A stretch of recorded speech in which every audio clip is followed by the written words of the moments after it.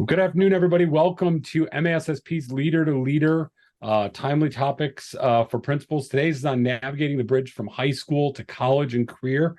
As you're coming into the chat, as it says on the screen, and I'm dropping in, or as you're coming into the room, as it says on the screen and you're seeing on the chat, welcome. Please take a moment as you're coming in to introduce yourself in the chat, include your name, your school, your role, and if you could, one hope or question that you have for today's session. We have an incredibly exciting session for you today. As a former high school principal who had to help a lot of students and parents navigate from that public or private education segment to their post-secondary career and or education options. There are a lot of options out there, right? There's a lot of challenges and there's a lot to navigate. We have brought a panel of experts to speak with you today on that. We have two of our MASSP staff, Ryan Casey, who's our Director of Esports and Digital Learning, and Nina Davis, who's our Director of Middle Level, as well as Member Services. And they are going to talk to you from a parent perspective on what it's like to try to navigate this as the parents of, for Nina, now two graduates as of a couple days ago, and one current student making their way up to the high school level, and Ryan, who like me has a bunch getting into that level or going up. We also have Dr. Erica Oriens with us as well. Erica is the Vice President of the Michigan College. Oh my gosh, I lost my slide and I apologize. Thank you, Ryan. Vice President of Michigan Community College Association. I had one of those brain moments there. And we are thrilled to have her here, not only for her expertise in this process as somebody who's done a lot of research on the way colleges are effective, but also to help us learn to navigate some of the transfer portals and some of the challenges that often happen when our kids start in early college or they go to the community college and then try to make their way into those bigger programs. So we are thrilled to have a lot of folks on here. Our president-elect, Ms. Jolene Clark, is on. Always happy to see some of our board members on here. If you're just coming on now, please take a second again to introduce yourselves and tell us where you're from, what your role is, and one of your hopes and outcomes for this process. So before we begin, a couple of ground rules. First is, this is a webinar, so you're not going to be able to click in and just speak, but we do have a couple of different options for you to ask questions and add to the conversation. The first, as many of you are already doing, is that chat feature that you're already using. Please feel free to drop any questions, comments, or anything you'd like in the chat to add to or ask of the conversation today. In addition, we've also opened up the Q&A process. So you can ask a question in the Q&A and we'll either address it publicly in the conversation or we'll address it in type and you'll be able to see those in that Q&A process, which then we can print out afterwards. And it's very helpful for us because it gives us an idea of what questions are out there and where that would be. For my sake in this, I'm going to be your moderator. I also have a bit of experience having been the director of a specialty program at a very large school district and kind of one of the resources in that district to help kids and parents make that decision. So there are no short or unchallenging questions in this process. Everything about it is wrecked with a lot of fraught and everything else. So we want to make sure that you're able to get those questions out and we can have this panel of experts answer them in a way that helps you reach your parents more effectively. As you can see on the screen now, a reminder that this is being recorded. That recording, along with a follow-up, will be sent out at the end of the week in response to this webinar series. So without further ado, I want to definitely get into this. So we've introduced our panelists, and you're going to hear from all of them in a second. Today's agenda has three primary goals and objectives to it. First is to take a look at what those current practices and challenges are. And those challenges provide real opportunities for us as school and district leaders to be able to help parents in our community, our students, figure out how to navigate this process, which is a real challenge, right? The second part is to understand what those enrollment options are in community college, dual enrollment opportunities, and how those pieces can help broaden the course opportunities and the success opportunities that you're able to provide for your students. And finally, we're going to look at how we can think forward, take this information into our 23-24 campaign and use this to improve what our students are doing. If there are any questions on those objectives, please drop it in the chat. We'll make sure that we're able to answer those and respond to those as we go. But we're going to kick right off and get into current practices and the challenges and struggles that are behind this process for many students. So one of the unique parts of high school in Michigan and in many states is students have a ton of opportunities within their high schools, within their districts, but many students don't realize the opportunities that they have outside of those institutions that they're already familiar with. My nieces both graduated from a local high school near me, and when they were going in, they called me up and they're like, "Uncle Tom, what's this dual enrollment thing? What is early college? What does that exactly mean to me as somebody who wants to be a college-bound kid or wants to be a career-bound kid?" And so one of the things we want to do is work with our expert panelists here to give you some perspective as to how those questions might be processed by a parent. And remember, these are parents who are in the know as former high school or middle school administrators and understand the process, and we're still really confused and found and are finding struggle in getting into this. So we're going to get into number one, that current practices and struggles. And I'm going to let Ryan take over and kind of talk his way through his journey with his daughters. So Ryan, go ahead. Awesome. Thank you, Tom. And hello, everybody. As Tom mentioned, I am a former high school and middle school principal. I've been I pulled out of that role to join MASSP going on about, 6 years now, I think already. So, but I did that role for about 6 years. So I feel like as a parent, as Tom mentioned, I'm pretty in the know for the most part. I'd like to think I have a pretty good understanding of the Michigan Merit Curriculum. I've sat through with my principal hat on, talking to parents and kids who come in or transfer in or whatever it is, and walking them through all the graduating requirements and what track are you on. But this is it's been my first opportunity as a parent with an 8th grade daughter moving to high school next year to do this without my principal hat on and my parent hat on. And I've got to say right off the bat, it's a lot of friggin' work. And I have I think a pretty standard first born oldest child that's pretty left brain oriented and is going to be on the college bound track.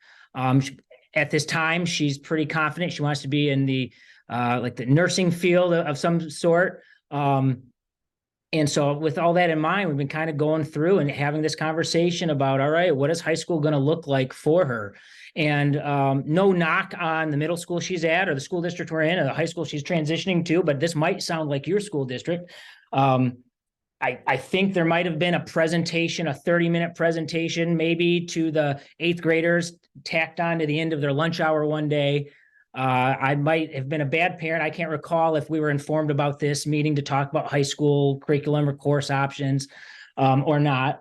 And then at the high school level, there will be kind of a curriculum night that's typically in the fall each year. I think it's generally designed around sophomores and above, people being ready to enter that junior or senior year because they typically have the most options now finally freed up in their schedule, right? So whether you're talking about career or tech center, most kids at those grade levels are going to be thinking about dual enrollment, advanced placement type of courses, maybe IB honors, that sort of thing. But she is a kid that's in 8th grade right now. She was in Algebra 1. So kind of like that advanced math track. So that means she'll be going on to an even more advanced math class as a freshman. Again, the criteria that they're using to separate them out, I'm not sure what they used. I'm assuming it went on teacher recommendation, class performance in 5th, 6th, 7th grade. Maybe it was NWEA scores. And again, I'm a pretty informed parent. I'm not sure on some of those, but we've been sitting down trying to figure out what is the best path we can put her on to meet those post-secondary needs. Going through, thinking about all of the graduation requirements, electives, talking about foreign language, career center. And so I just want to share a little bit of what that's looked like. And maybe we're hoping between myself and then Nina sharing, maybe this gets you thinking a little bit about not necessarily are we doing enough, but is there a better way that we could go about this to make this more clear or just make the process a little easier for those that are in my shoes as well. So Talking with my daughter, we've talked about, she's aware now about dual enrollment opportunities. Talked to her about AP courses and the pros and cons to doing both of those routes. CTE, there is at the local career tech center, there is a health occupations program that she might be interested in. So how am I going to set my daughter up and others that are entering as a freshman or a sophomore so they can maximize those opportunities? So things that her and I have already discussed is to kind of open up. As we know, there's not a ton of choice as a freshman sometimes. Testing out. And, looking at the current testing out policies at our school district where she's going to attend, the test out policy is they have to do a sampling, if you will, of about 7 to 10 assignments. And then they have to take the final exam and pass it with a 70% or above. And they get credit, not a grade, for that course to test out. We're looking at, and maybe your district is similar, pushing a lot of high school requirements down to the middle school. And I think Nina will talk about this more probably, but at our school, they just pushed down PE to 8th grade. We actually didn't have a Spanish teacher at the middle school this year, but I think they're trying to get that pushed down, Spanish 1 to 8th grade, as well as some, and health as well as the other one that's going to get pushed down to 8th grade. So they're, Hey, Ryan, yeah. If I can ask a question, Sure. As somebody, again, in the know, relatively in the know anyway, right? Obviously, all systems have different pieces, and any of the other panels, if you want to jump in on this question, feel very free to do so. At what point do you feel like that information gap really started to grow? So if I'm thinking like one of these counselors or administrators or support folks from state organizations that are on this call, and I'm thinking, at what point does the communication system break down or become challenged, right? Because we are communicating what we think they know or what we think parents need to know, but maybe it's not exactly happening. Was there a point at which you thought, I now have to make some real decisions, and I don't know that I'm particularly ready to make those decisions, or that my child is ready to make those decisions, at least in an educated way, right? We can check a box, we can complete a schedule, but am I really aware of all the options, opportunities, and requirements therein that are before me? Well, I would say, now knowing that how many high school credit or requirements, I should say, are available getting pushed down. If that starts in 8th grade, then those are conversations that I think are lacking in 7th, maybe even 6th grade. And so our middle school is a 5 through 8 building, which is probably unique. But most are probably a 6 through 8. So maybe that first year, there's a lot more hand holding and there's a lot more communication because we're trying to slowly do that gradual release system. But when you're talking about making decisions and trying to, if a kid gets into an advanced math course in that 8th grade, that changes what they're doing at the high school. So that should be a conversation that we're explaining what that process looks like then in 7th grade, or at least at the end of 6th grade, entering 7th. So you can say, hey, it's really important if your kid wants to, if you think your child is college bound, they want to perform their best in math in 7th grade. So they get put on that track in 8th grade, right? So I hear you saying that even though the slide, we talk about how are we helping those freshman parents navigate that process, that maybe that freshman navigation needs to begin happening earlier and earlier. Much earlier. Yeah, Nina, it looked like you were going to jump on. Yeah, I want to speak on that. So I, as a middle school principal, I knew a lot of this information. And I'll talk more about this on my slides. But I knew that in the district my students attended, there was this pivotal 5th grade test. And this 5th grade test determined whether or not my children would get into advanced math in 6th grade. That 6th grade advanced math class then determined later on some decisions that they would be able to make, once they entered high school or were getting ready to enter high school. So because of that, it was really important for me at my incoming 6th grade parent meeting to have these conversations with my parents about, entering advanced math and what the options that opens up for parents. So I think, depending on the district and how they're placing students into these different tracks, then it's really important to have those early conversations so that parents know. I had two daughters that went through first, and my current 8th grade student is a boy. And I also knew that being a boy, he was not going to take this test as serious, in 5th grade. What 5th grade boy does take, any test serious? So I had conversations with him. 4th grade, 5th grade, you're going to take this test and it's going to determine some options for you in your future. I know right now that doesn't seem so important to you, but it's really important that you do your very best. We're gonna practice these things, and a lot of parents don't have that knowledge. And so those are the type of decisions, those are the type of things that we want to make sure as administrators we're aware that the knowledge we have, all of our parents don't have. I wanted to, I'll talk about this later also, but I noticed that Dr. Prince on this call mentioned that she's here to especially get some information of how to navigate and make sure that our low SES students know this information. And that was really important to me also, because a lot of times those are our students that are the most least informed, or our parents that are least informed. And some of these options are cost efficient options that are going to help them maximize college credits, or things that can help them attain post-secondary options. Awesome. Ryan, why don't you jump into the work that you've started doing with your daughter and kind of walk through that a little bit? And don't mind the chicken scratch here, but this is really what her and I have been looking at, sitting down, again, trying to chart out this path, which obviously can change a ton, and it doesn't have to be set in stone, but it does impact year to year what is open and what's available and what you can do. So kind of making a to-do list of, all right, at some point next year, I know she's got to do the AccuPlacer to make sure she can, take dual enrollment type courses as a sophomore, right? I'm trying to look at what are the different programs she's looking at a college, and what are the requirements, and what are some of those requirements we can do while in high school, right? Looking at what does the local high school offer for dual enrollment? What do they offer for advanced placement? Thinking about, is she going to do 2 years of foreign language, or is she going to have a visual and applied performing arts substitute, or maybe a career tech program substitute for that second year? Looking at Career Center, the health occupations, the 1-year program, 2-year program, what's the difference? And cross-referencing that with the list of courses available at her school. And what classes can she take as a freshman versus what time, once does she have to wait till she's a sophomore, and so on and so forth. It went on and printed out the requirements from the community college that offers that nursing program, trying to mark out, all right, well, I think we can do these ones in high school, and try and chip away at that list. And then we went through, I think they're out of order here, but you can see from 9th grade, a traditional semester-based 6-course schedule per semester, 10th, 11th grade, and even 12th grade, what would be some of those options that she could do? What are requirements? What opens up advanced placement or dual enrollment?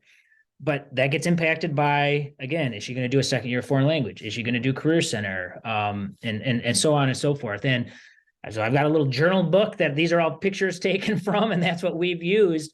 But it's been a lot of work, and it's been anxiety producing, to be honest, for me. And like I said, I'm like to think I'm pretty knowledgeable about this stuff. So I can only imagine somebody, one of your parents that, as Nina mentioned, might not be as familiar, and maybe how stressful or confusing that process can be. And, and I've talked to the curriculum director at our school. He's a former high school principal. I've emailed the high school counselors.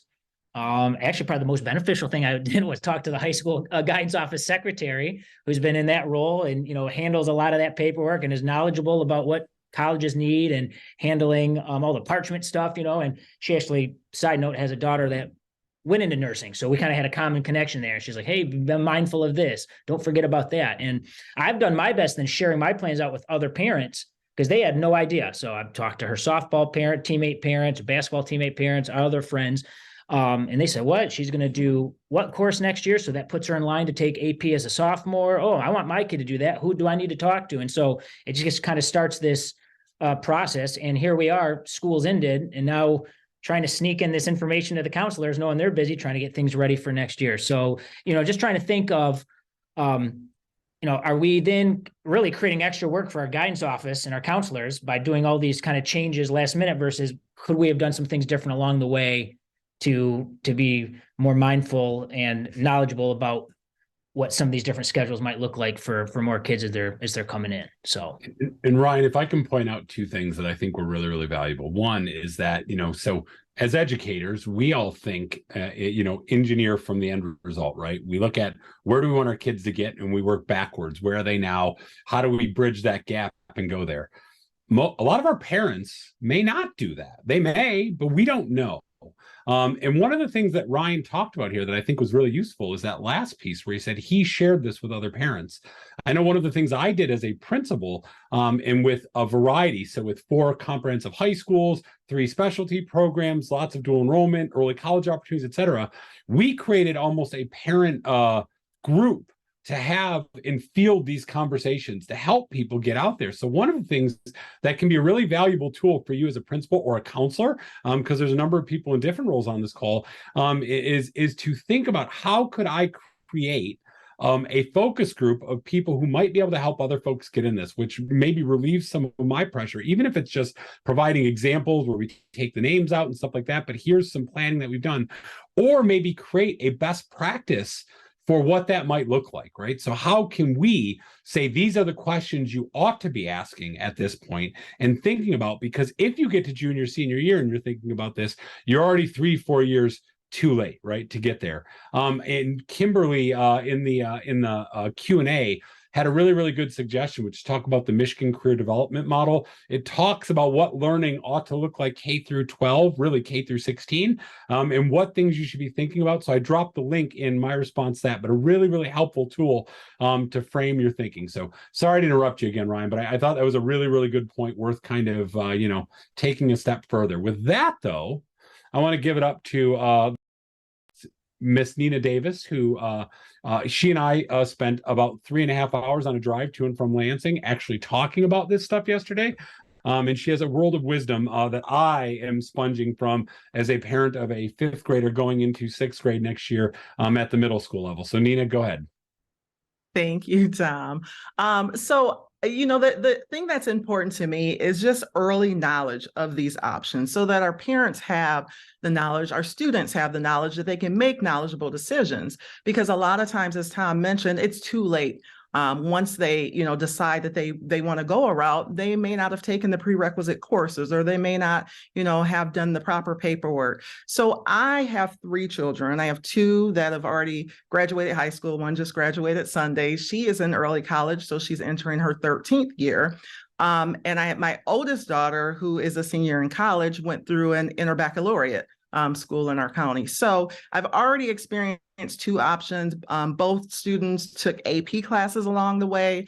My oldest daughter was also admitted into an MST program in the district before deciding to go to an IB. So I've looked at a lot of these different options. So I think the important thing that I want to impart is that there are different options. There are so many different options, and we know our children are different, and so they may choose different options. So just learning to, again, properly communicate these options to our parents, the earlier, the better.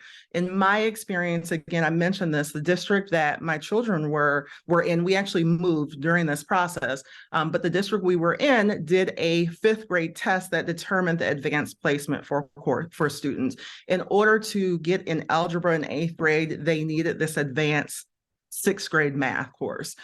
So that decision was kind of made pretty early on, in a student's life. That 8th grade algebra class then determined some options that would lead into the MST, the science technology program I talked about. It would also lead into applying into the interbaccalaureate school. And just again, it opened up some options. So that's something that I wanted to specifically make sure, that parents are aware of, as well as the district that we were in also offered Spanish, high school Spanish, in 7th and 8th grade. So students could essentially complete their 2-year world language requirement in middle school. So, as a middle school principal, I thought this is great. And I actually had the honor of being my oldest daughter's middle school principal. So of course, I want her to take this world language, get it out the way. It opens up opportunities for her to take additional classes. Well, I did not know the interbaccalaureate school that she ended up applying in and being accepted to did not accept middle school world language requirement. So she had to retake Spanish 1 and 2 that she had already taken as high school courses in middle school because the school did not accept. So again, as a principal, that totally blew my mind. I didn't know this information. How many other parents would know this information? So again, those are the type of things I think it's really important that we're, not only that we're communicating that information to our parents, but that we're also communicating with our feeder programs so that we know the requirements and we're able to properly, communicate that on. So again, just, some of the things that I think is really important that we talk about is just the multiple options that are out there. In addition, my middle daughter, who I mentioned just graduated and who's completing her 13th year, knew from the very beginning she wanted to do early college. She had done this research. We had talked about it with our oldest child. So she knew the different programs that were out there for her. And she said, Mom and Dad, I want to do this early college. I know that this is the best way for me to get college credits. And she wasn't really sure. She kind of wanted to go medical. She ended up engineering now. But she thought that would give her some opportunity to explore some different courses in college before, deciding on a major. So when she expressed interest her 9th grade year, she was told by many of the educators in her school that she might not be the right fit student because she was an advanced student. She was taking AP courses and, early college didn't seem like a good fit for her, but she was really determined. She knew this is what she wanted. And she went down that path, continuing the advanced placement courses with the early college. So I mentioned that to say some of these programs can be stacked. Not only will she be graduating in her 13th year with her associate's degree, but she also has an additional semester of college from her AP courses that she took while in high school. So, she is going to go on and only have to finish a year and a half before getting her bachelor's degree next summer when she graduates. So there's so many options here. So we need to talk about the different options, how the different options can be stacked. And again, early on, I honestly think these conversations need to start at the elementary level, just so that parents can start looking at different opportunities and discussing that so that as students are in middle school, they can talk about these different opportunities that exist later on down the road for their students. And it's really worth talking about the fact that there's it's almost a little tragic that we have to have those conversations in elementary school, because Absolutely. One of our functions as educators is to reduce barriers of access to kids generally. When it becomes a conversation that a parent miss who's still trying to figure out how to be a parent, much less figure out how to navigate school systems, I think we've created a tragic imbalance there in what our job is versus what our job is becoming. And I know a lot of us in education fight to break down those barriers that are put up and stop kids from getting in there. But, as you alluded to earlier, one of the groups this challenges maybe more than other are kids who, are low SES, who have under or uneducated parents.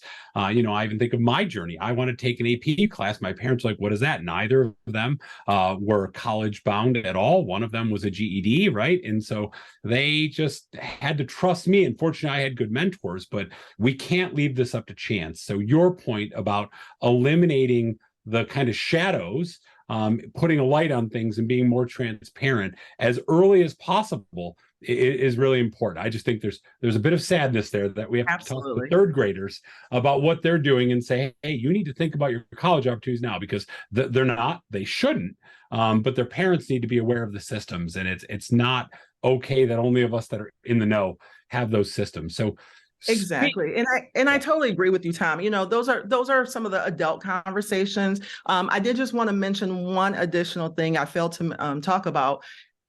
I was a part of a larger district. And because there were so many options, but there were also so many students applying for these various options, there were lottery systems. So some of these options weren't even guaranteed. If a student wanted to go into the interbaccalaureate or early college or some of these options, they entered a lottery system and, they hope their number was selected to get into the lottery. So again, those are things that I just think that we need to make sure that parents are aware of, because there are application deadlines, there are timelines for a lot of these programs. And of course, that transparency or lack thereof doesn't just stop at the high school level in those programs, right? And one of the challenges that we know is when we get to that point where we're making decisions, there are some unique challenges that exist for parents and our students, particularly our students when they're in the high school level navigating. So which classes that I took apply for college credit, which ones will transfer, which ones won't.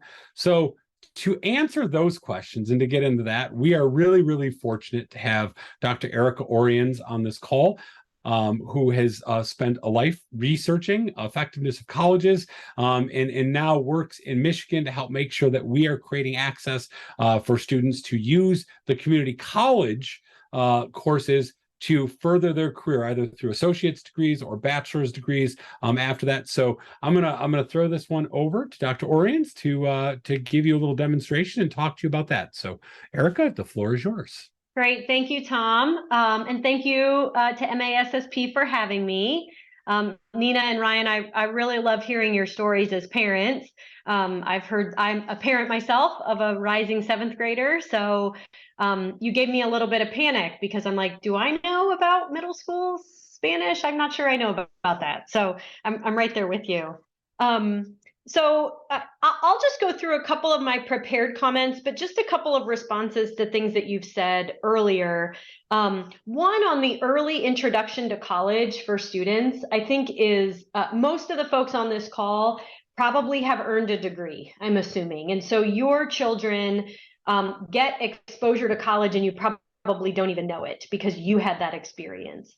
But that early exposure and recognizing that some students are in households where that might not be part of the conversation or even part of the secondary conversation, or maybe there can even be a negative perception of college, I think is really crucial for early grade principals and school leaders to be able to talk about that.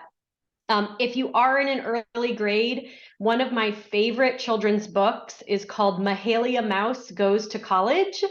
It's written by John Lithgow, and it is a really great read. I always read it to my kids in elementary school, and they just to their March's Reading Month when I visited class. So that's just like one example of a way to really introduce students and families to that idea of college through storytelling. But the one thing that I really want to mention that will kind of kick off my remarks when Nina and Ryan were talking is this idea of planning. It is absolutely critical as you're thinking about offering or sharing these opportunities with students that they understand that there's a pretty extensive planning process in this. Students are committing quite an expense to go to college, and they're also spending a lot of time doing that. So those activities require a lot of planning, particularly if you want to reduce the expense or spend less time in college, which are both goals people can achieve with the right planning. The other thing I'll say is a couple of the things that I want to talk about. I think you all have a lot of resources or partners within your communities to make these things happen already. So I'll share hopefully some new information with you, but kind of reinforce resources that you already have there. So the first thing that I want to focus on is not even about transfer at all, but it's about career exploration. I've worked in at colleges and universities for 25 years, and it has become the academic programs, and I think many of you who are educators will relate to this, associate and bachelor's degree programs have become packed with requirements. So part of the reason students maybe fall behind or find it difficult to change their major is because there's so many requirements in these programs. And programs are getting more specialized as well. And so I really encourage you throughout the students' experiences to think about that career exploration. The career tools that you have, really starting with that process of what do I want to be when I grow up? Or, what kind of career do I want to have? And any kind of academic or any kind of college planning really needs to start with career first. I know you all have various different resources to be able to do that. And I think thinking about the connection between career exploration in colleges and what training is required to do that is super crucial when you're having those conversations. The second thing I would do, particularly for those of you who are at high schools or getting into those upper grades, is doing exactly what Ryan did with his daughter, which is to start familiarizing yourself with some of that academic planning.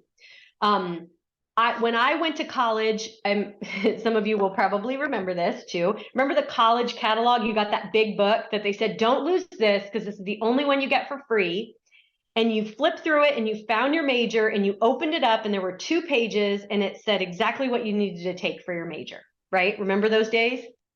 And I looked at that and mine had a list of classes and it had like a timeline of when I took those classes, but it was only 2 years. And I was like, I kind of feel like college is 4 years long. Like I feel like there's got to be something more here. It wasn't totally explicit to me that the general education courses were on another page that I was supposed to be looking at. But what Ryan did in pulling out that academic plan, looking at the courses, finding what courses you could take during high school that would meet those requirements. Recognizing that in a nursing program, you're probably still going to be in the program for an ADN program. You'll be in that program for a couple of years. It might not shorten your time, but it may shift around the credits that you would take during that time. So doing that academic planning and familiarizing your children and your high school students with how the business of college works in that way, I think is a really great opportunity. And I would really think about how you can incorporate that into the classroom as well. Make it not optional for students to do that. If you have a motivated teacher who wants to include that in a course, connecting it with a math course, filling out financial aid forms in your math course, and maybe even in your math or stats courses, have them go online and figure out the algorithm for how financial aid awards are calculated is a good sort of connection in there. You know, your English teachers can help people write college essays, write articles about or stories about what, you know, career exploration and that type of thing. And I know many of you do some of these things already, but making it not optional for students, I think, is real key to making this work. Okay. I'm going to do my transfer planning and show that at the end, but I want to share 2 more things. One that you both hit on is parent engagement. How can you as school leaders engage parents?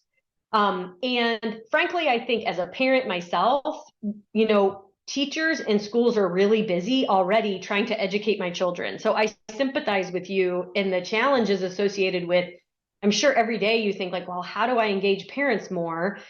But like you kind of have a full-time job, you know, educating their children. And so one piece of advice and one thing I would think about is how can you leverage community partnerships to be able to engage parents through this college planning process? Librarians are really great resources for this. Librarians love doing research, and they can be a good partner with this. Churches, worship centers, the leaders in the religious community in your communities as well can be good partners to engage parents in the college exploration process. Community organizations, big brothers, big sisters, Girls on the Run, all of those kinds of programs that are always looking for ways to engage families in really meaningful conversations. College can be a great topic to be able to engage partners on that.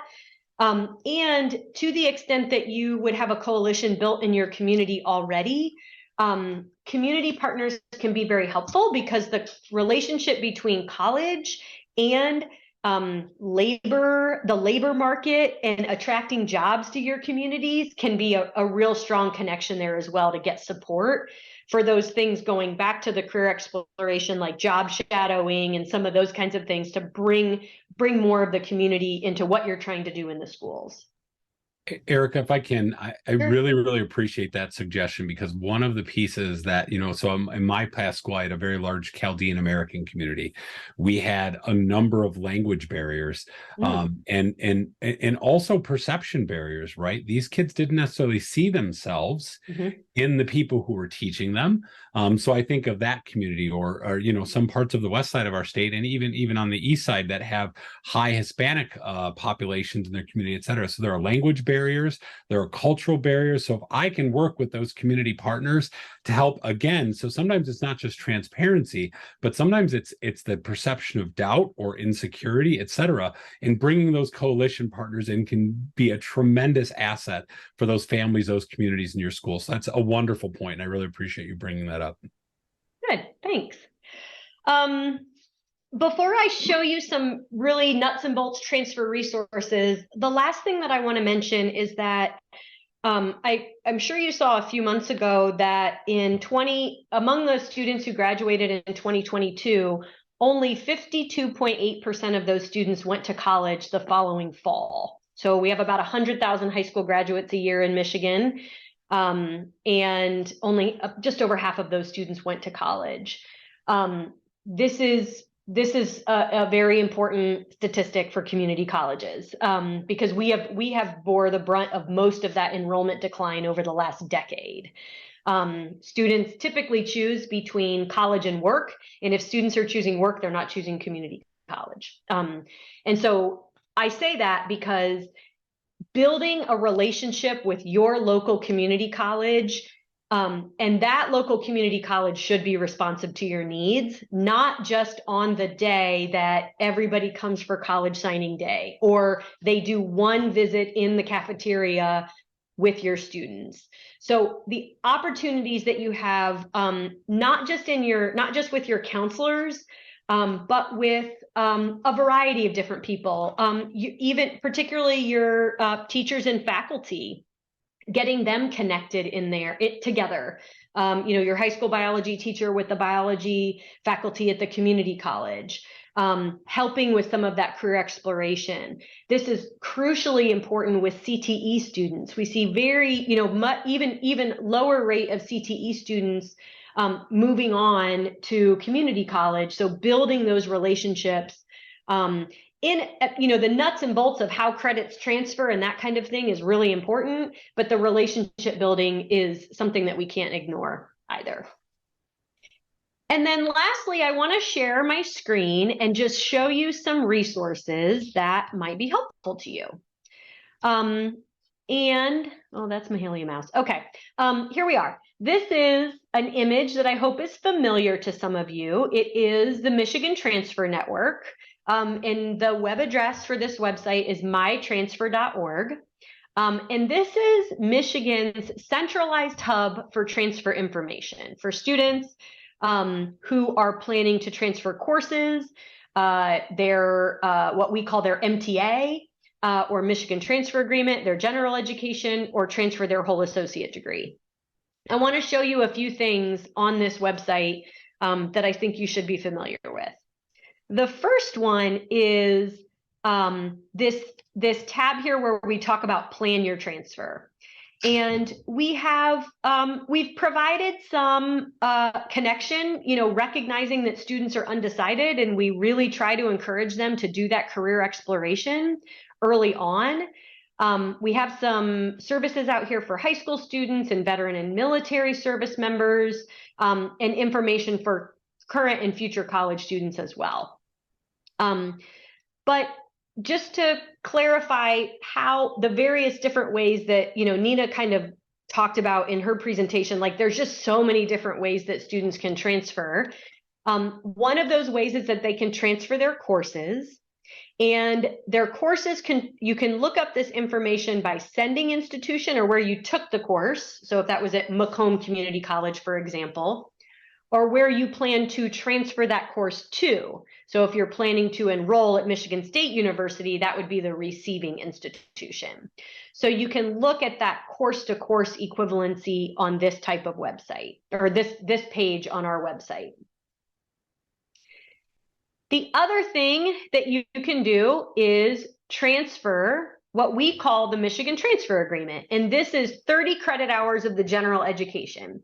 So you probably remember from your college days that you took gen ed courses that were typically outside of your major. And you can see the list here of the 6 distribution areas of gen ed.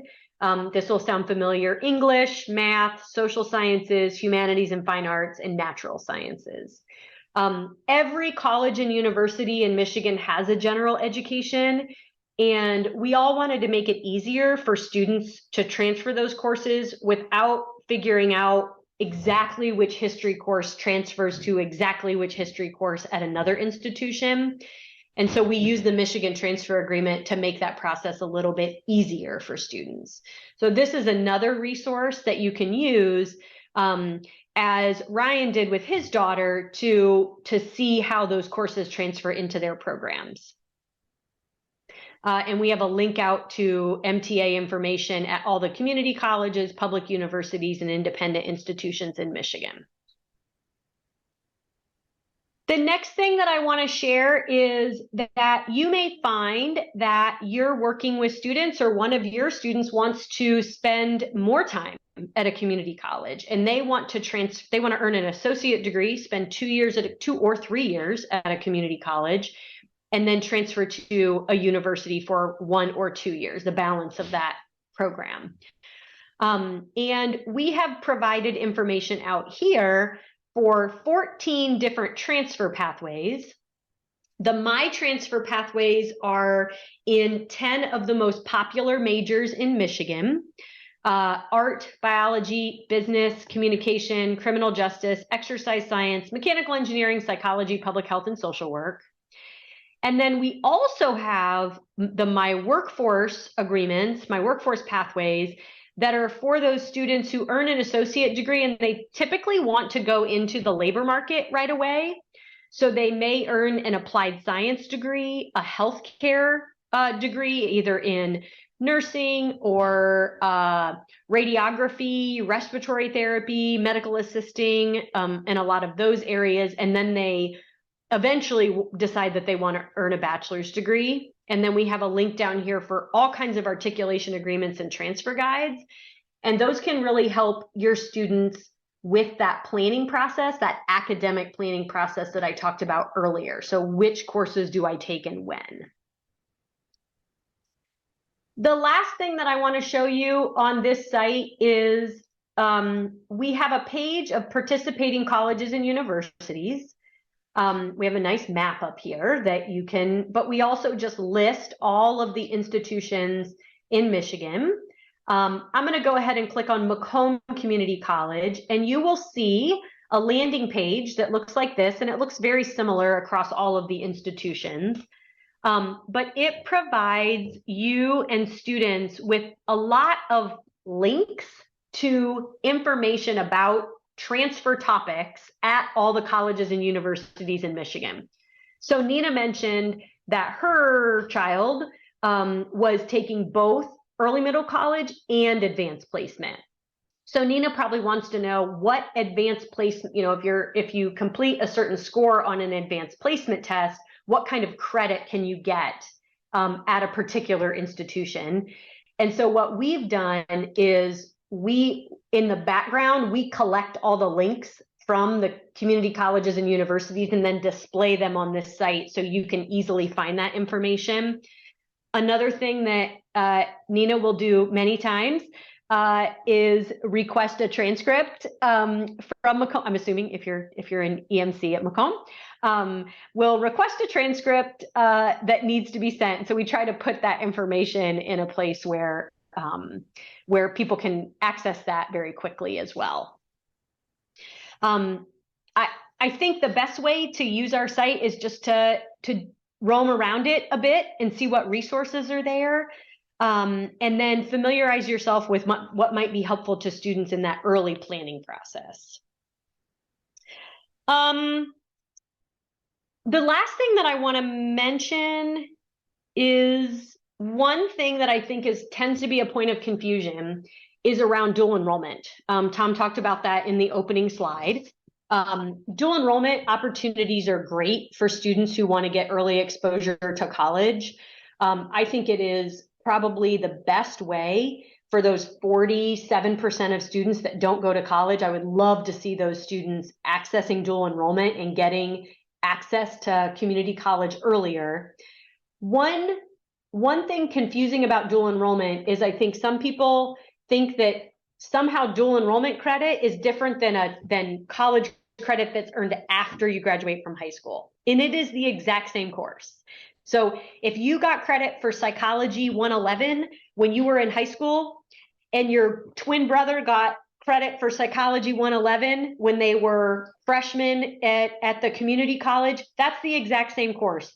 High school students and college students are assessed the exact same way. It should transfer no matter what the identity was of the student when they took the course. And so I think there's a point of confusion there sometimes among students and families that we'll want to make sure that we correct, because college credit is college credit, no matter when you take it.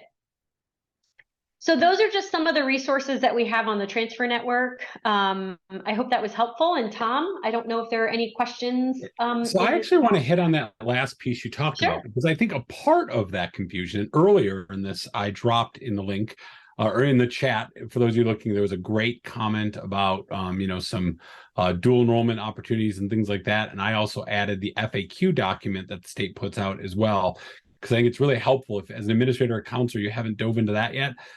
It's worth doing. But one of the opportunities for confusion that occurs is when a student selects to dual enroll, they get the choice to decide if it's going to count as a high school credit, a post-secondary credit, or both.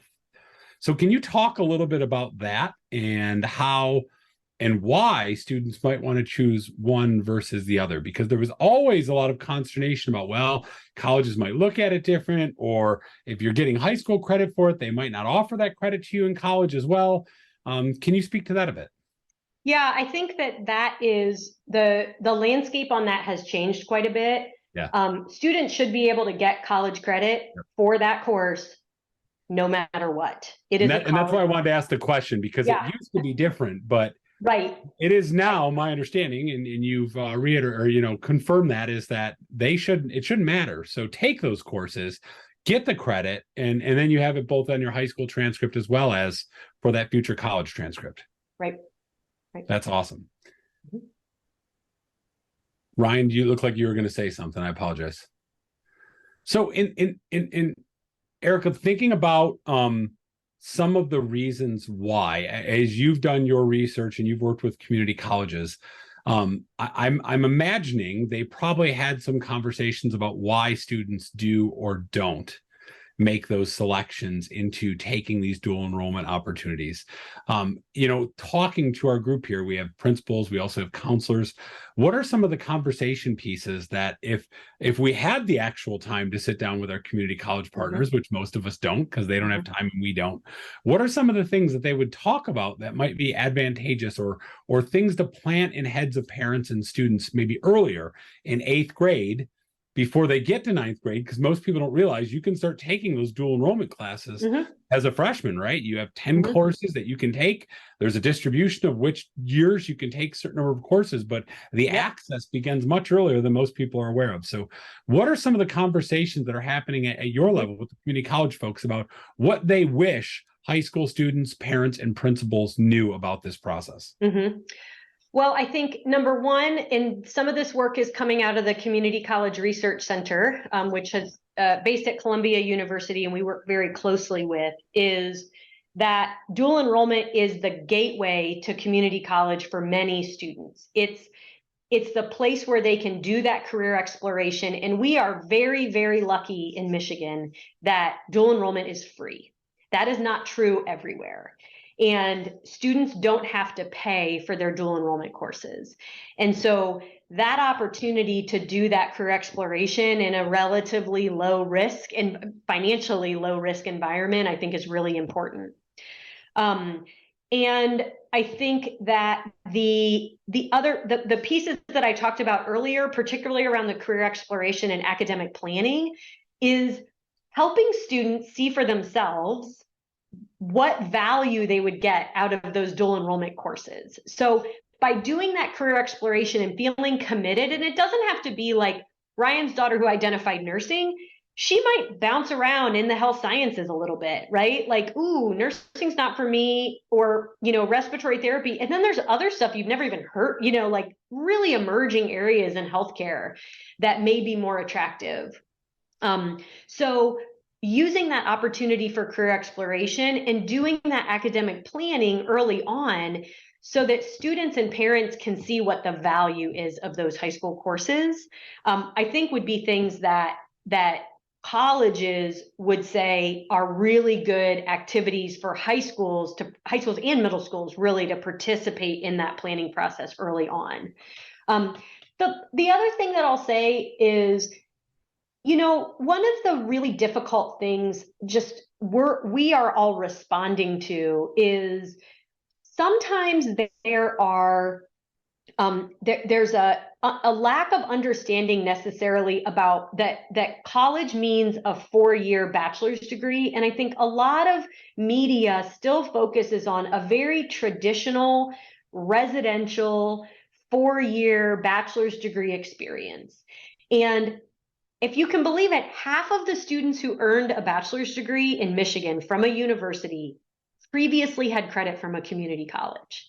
It is more common now to transfer than it is to go to one institution and just stay there for the entire time. So that's number one, is very common. Number two, community colleges don't just award associate degrees and help students transfer to a bachelor's program. I think the other thing that leaders in K-12 can do is learn about those short-term training programs, learn about our certificate programs that might be just 6 months or a year long, and learn about those opportunities where you may be working with students who don't see themselves in that traditional 4-year residential student, which isn't the norm anyway, right? It's only a small portion of the students that we serve. But finding out at your local community college what those options are. And I will say, those are some of the really cool programs that we have. I was just talking to the president of Alpena Community College yesterday, and they are looking at starting a tree trimming program that would, work with energy companies and whatnot, because all, energy grid, trees get in the way, that kind of thing. I know that you probably work with a lot of students that would be totally geeked out to hear that they can get their CDL, they can be up in a bucket truck using a chainsaw all the time. Like, that is college. That is what we offer at community colleges. So be thinking about what other options are out there that would appeal to a lot of students. Yeah, that's awesome. And to your point, I think a lot of this is the old playing chess, not checkers, right? And you're not just looking at one thing, but what you talked about it. Ryan's daughter is interested in medical care. She could get one of those certificates to become a nurse assistant, certified nursing assistant, and then use those hours to meet the hours that she's going to need to get into a nursing program while getting paid, et cetera, et cetera. Right. So there's wonderful ways to stack, but it might just be she just wants to do that, or my kid just wants to be, an EMT and can go through that certification program through a community college. And, fire EMT, you're going to come out of college, you do overtime, you're making between $80,000 and $106,000. It's not a terrible job. Right.